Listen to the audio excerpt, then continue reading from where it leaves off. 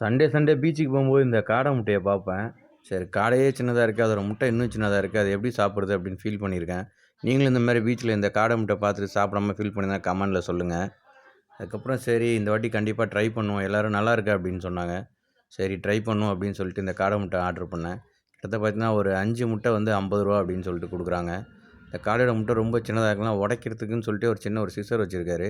இந்த சிசர்ல உடைச்சு அழகா அந்த இதில போட்டாரு. அந்த குழி உருண்டை மாரி ஒரு ஹீட்டர் வச்சு அதில பண்ணி குடுத்தாங்க.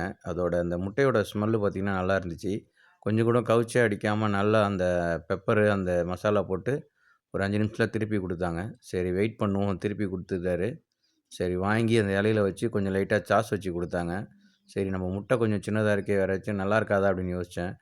ஆனா சாப்பிட்டு பார்த்தேன். நார்மல் முட்டையோட கொஞ்சம் டேஸ்ட் நல்லாவே இருந்துச்சு. நீங்களும் கண்டிப்பா இந்த மாரி பீச் சைட்ல காடை முட்டை சாப்பிட்டுருந்தீங்கன்னா, கமெண்ட் பண்ணுங்க, லைக் பண்ணுங்க, ஷேர் பண்ணுங்க, சப்ஸ்கிரைப் பண்ணுங்க.